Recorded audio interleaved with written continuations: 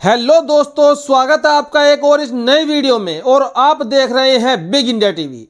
साथियों, देश के अंदर सियासी भूचाल बहुत ज़्यादा आ गया है।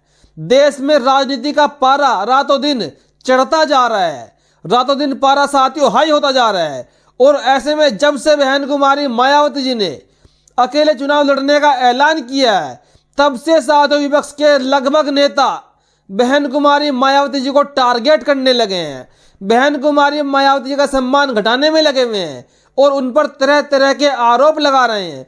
साथियों, ऐसा ही एक आरोप हमारे देश के एक कॉमेडियन राजीव निगम ने लगाया, जो बहुत ही शर्मनाक बयान दिया है उन्होंने, जो बहुत ही शर्मनाक टिप्पणी की है बहन कुमारी मायावती जी को लेकर। वो बयान मैं आपको दिखाऊंगा, वो वीडियो भी आपको दिखाऊंगा।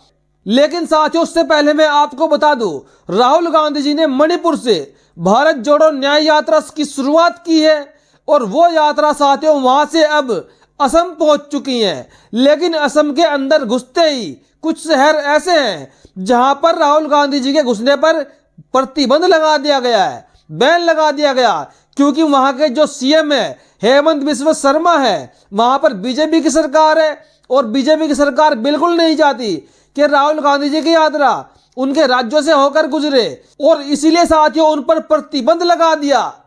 और तो और साथियों, राहुल गांधी जी के ऊपर एफआईआर भी दर्ज हो गई है असम के अंदर। और इसीलिए राहुल गांधी जी ने अपने रास्ते को डाइवर्ट करके वो नाव के सहारे अपनी भारत जोड़ो यात्रा असम से क्रॉस कर रहे हैं। आप बराबर वीडियो में देख सकते हैं कि राहुल गांधी जी नाव में खड़े होकर सवार होकर जा रहे हैं और उनकी यात्रा। और साथियों, एक तरफ इंडिया वाले गठबंधन की उत्तर प्रदेश की बड़ी जिम्मेदारी अगर देखा जाए इंडिया वाले गठबंधन के हिसाब से, तो अखिलेश यादव जी के ऊपर हो गई। लेकिन साथियों, जो ये चुनौती अखिलेश यादव के सामने है, यूपी की 80 सीटें बगैर मायावती जी के, बगैर बहन कुमारी मायावती के, बगैर ओवैसी जी के, क्या ये साथियों इंडिया वाले गठबंधन के लोग यूपी की 80 सीटों में से 50 सीटें भी जीत पाएंगे? साथियों, देखना होगा। बड़े ही कमाल की राजनीति होने वाली है, क्योंकि जब से बहन जी ने ऐलान किया है उसके बाद जो बयान अखिलेश यादव जी का आया है कि हम तो बहन जी को प्रधानमंत्री पद का चेहरा देखना चाह रहे थे, हम एक ऐसी नेता जो एक दलित भी है, एक महिला भी है और दबे कुचले समाज से हैं, हम उनको पीएम पद का चेहरा बनाना चाह रहे थे, पीएम बनता देखना चाह रहे थे। लेकिन साथियों, जब क्या पॉइंट बोले थे अखिलेश यादव ने, जब 19 दिसंबर की मीटिंग में इंडिया वाले गठबंधन की कांग्रेस को साफ साफ कह दिया था, क्या आप अंदर खाने बसपा से बात कर रहे हैं? अगर आप बसपा को गठबंधन में ला रहे हो तो हम गठबंधन को छोड़ के चले जाएंगे। तो साथियों, ऐसी दोगली राजनीति अखिलेश यादव जी कर रहे हैं। अभी उनके चाचा ने कह दिया कि मायावती जी दलित की बेटी नहीं है, मायावती जी दौलत की बेटी है। ऐसे ऐसे आरोप बसपा सुप्रीमो के ऊपर लगाए जा रहे हैं। और साथियों, सबसे बड़ा आरोप जो मैं आपको दिखाऊंगा, राजीव निगम की वीडियो, जो देश के कॉमेडियन है, उन्होंने अपनी कॉमेडियन गिरी को छोड़ते हुए, उसकी इज्जत ना रखते हुए ऐसा शर्मनाक बयान बहन कुमारी मायावती जी के ऊपर दे दिया। क्या वो पार्टी से जुड़ गए हैं विपक्षी, जो विपक्ष की भाषा बोल रहे हैं? आखिर उनको क्या मतलब था ऐसा बयान बहन जी के ऊपर देने का? साथियों, देखिए आप इस बयान को, उन्होंने क्या कुछ कहा है। 80 सीटें हैं है? अगर सवा करोड़ रुपए भी एक सीट से मिला तो 100 करोड़ हो जाएगा। हाथी खा पी करके मस्त रहेंगे। चुनाव कोई भी जीते कोई भी हारे, बहन जी को क्या फर्क पड़ता है? तो ये है मामला। जो आपने राजीव निगम का बयान देखा, वो साफ साफ कह रहे हैं कि बहन जी ने अकेले चुनाव लड़ने का ऐलान कर दिया। उत्तर प्रदेश में क्या, पूरे देश में। और उत्तर प्रदेश में लोकसभा की 80 सीटें हैं और बहन जी जब 80 टिकट बेचेंगी, उन्होंने बेचने का आरोप लगाया कि बहन कुमारी मायावती जी जब 80 टिकट देंगी लोकसभा के, अगर 1-1 करोड़ एक प्रत्याशी से भी आता है तो बहन जी के पास साथियों 100 करोड़ रुपए इकट्ठे होते हैं, 80 करोड़ रुपए इकट्ठे होते हैं। और इसके बाद कोई जीते कोई हारे, बसपा को कोई मतलब नहीं, मायावती जी को कोई मतलब नहीं। तो साथियों, उनका यहां पर खुला खुला आरोप यह लगा है कि बसपा सुप्रीमो बहन कुमारी मायावती जी पैसा लेकर टिकट देती हैं। और आगे एक बात और कही, जो विपक्ष के नेता उनके हाथी को गन्ना खिलाने की कोशिश कर रहे थे, लेकिन बहन जी नहीं चाहती कि उनका हाथी गन्ना खाए, वो हाथी के मुंह में रुपए को ठूसना चाहती है। साथियों, आपका इस बयान पर क्या कहना है? क्या राजीव निगम जी को ऐसी बयानबाजी करनी चाहिए थी? बहन कुमारी मायावती जी देश की राष्ट्रीय नेता है, उनके पास एक राष्ट्रीय पार्टी का दर्जा है। साथियों, राष्ट्रीय पार्टी का दर्जा मिलना कोई आसान बात नहीं होती और पार्टी को संभालना कोई आसान बात नहीं होती। और देश के छोटे मोटे कॉमेडियन ऐसे आके ऑन कैमरे पे उनकी बेइज्जती करते हैं। अगर साथियों बहन कुमारी मायावती जी चाहे तो उन पर मानहानि का मुकदमा भी हो सकता है। और जो मानहानि बहन कुमारी मायावती जी की उन्होंने की है, उनको हो सकता है कि कैमरे पे आके माफी भी मांगनी पड़े बसपा सुप्रीमो के सामने। आखिर उनको क्या जरूरत थी?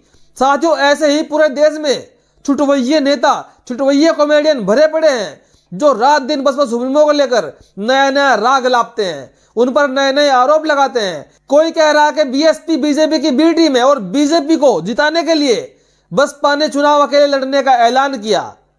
भाई, उनके पास राष्ट्रीय पार्टी है, वो अपना डिसीजन खुद ले सकती हैं चुनाव लड़ने का। वो गठबंधन में जाएंगी या गठबंधन में नहीं जाएंगी, यह उनका खुद का निर्णय है।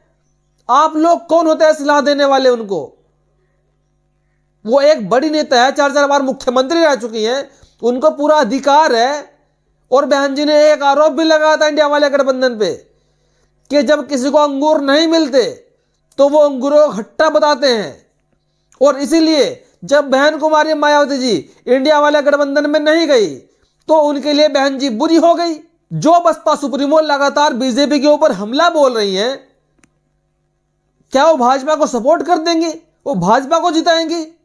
लेकिन साथियों, बहन कुमारी मायावती जी की रणनीति आज तक कोई समझ नहीं पाया है। कुछ पत्रकार, कुछ वरिष्ठ नागरिक, कुछ वरिष्ठ विश्लेषक ये उम्मीद लगाए बैठे हैं अब भी कि हो सकता है कि बहन कुमारी मायावती जी आचार संहिता के समय पे इंडिया वाले गठबंधन में एंट्री करेंगी।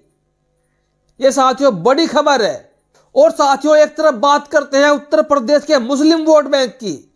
क्या उत्तर प्रदेश का मुस्लिम वोट बैंक इस बार समाजवादी पार्टी से पूरी तरह छिटक गया है?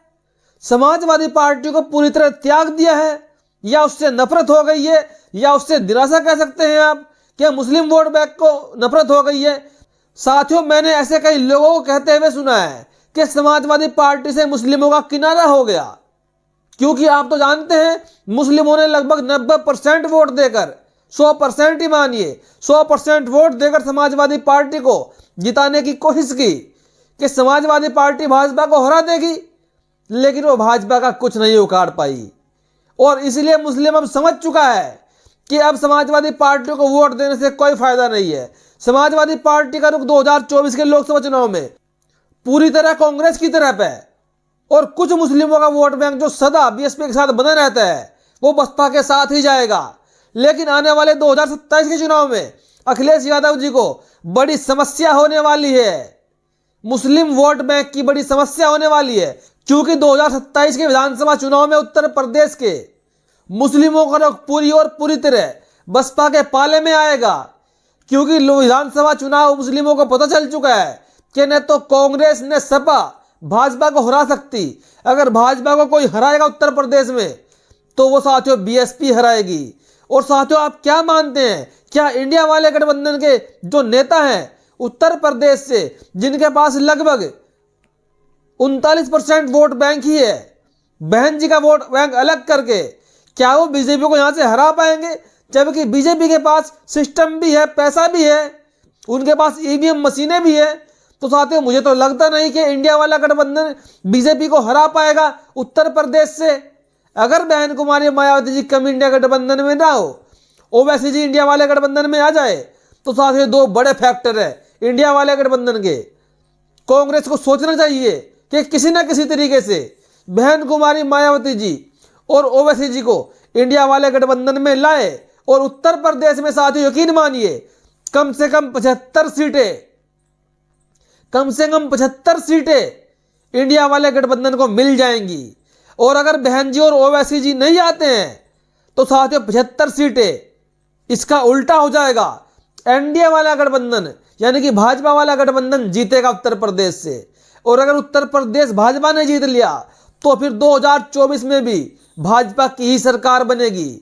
लेकिन साथियों, जो अखिलेश यादव जी को बहन कुमारी मायावती जी ने गिरगिट की श्रेणी में रखा, उनको गिरगिट कहकर पुकारा, क्या बहन जी ने यह सवाल सही किया है? क्या बहन जी ने उनको ये सही बोला है? क्योंकि अखिलेश यादव बार बार रंग बदल रहे हैं। पहले बहन जी का विरोध किया गठबंधन में आने से, और जब बहन जी ने उनकी बोलती बंद की कि आप ऐसे बयानबाजी मत कीजिए, किसी को भी भविष्य में किसी की राजनीति में जरूरत पड़ जाती है, अखिलेश यादव के मुंह पर चुप्पी लगी। फिर साथियों, बहन कुमारी मायावती जी ने अलग चुनाव लड़ने का ऐलान कर दिया, और फिर अखिलेश यादव का बयान आया कि हम तो बहन कुमारी मायावती जी बसपा सुप्रीमो को प्रधानमंत्री बनाना चाहते थे और बनाना चाहते हैं। और उसके बाद एक और बयान आता है समाजवादी पार्टी के जो मुखिया है, उनके चाचा शिवपाल का। वो कहते हैं कि बहन जी दलित की बेटी नहीं, बहन जी दौलत की बेटी है। साथियों, एक ही पार्टी में जो अनाप शनाप बयानबाजी हो रही है बसपा के खिलाफ, क्या आपको लगता है कि अखिलेश यादव सच में ही दलितों के हितैषी है? उनके कारनामों को देखकर, उनकी बदजुबानी को देखकर तो नहीं लगता। जो अखिलेश यादव आज पीडीए की बात कर रहे हैं कि देश को पीडीए जिताएगा। और साथियों, मैं आपको एक बात और बता दूं, अखिलेश यादव जी मुस्लिम समाज से पूरी तरह दूरी बना रहे हैं। जहां जहां भी समाजवादी पार्टी की प्रोग्राम होते हैं, वहां पर साथियों आपको एक भी मुस्लिम, टोपी वाला मुस्लिम नहीं दिखेगा, जितने भी प्रोग्राम होते हैं। और साथियों, जिस केस में सपा के नेता आजम खान फंसे हुए हैं, समाजवादी पार्टी के प्रमुख ने अपना हाथ धीरे से पीछे खींच रखा है, एक आवाज उठाते हुए नहीं दिखे समाजवादी पार्टी के प्रमुख मुस्लिमों के लिए। और पिछले लगभग 7 सालों से मुस्लिमों से दूरी बनाते हुए अखिलेश यादव चल रहे हैं। हालांकि उनको वोट दिया, लेकिन आगे के लिए समाजवादी पार्टी की मुश्किलें बढ़ चुकी हैं। आगे का रास्ता उसके लिए तय हो गया है कि उनकी पार्टी अब 0 पे आने वाली है, क्योंकि मुस्लिमों का वोट बैंक छिटकते ही समाजवादी पार्टी के पास मात्र 2-3% वोट ही बचता है। तो साथियों, आपका इस पर क्या कहना है? अपनी प्रतिक्रिया कमेंट बॉक्स में जरूर दीजिएगा। वीडियो देखने के लिए धन्यवाद।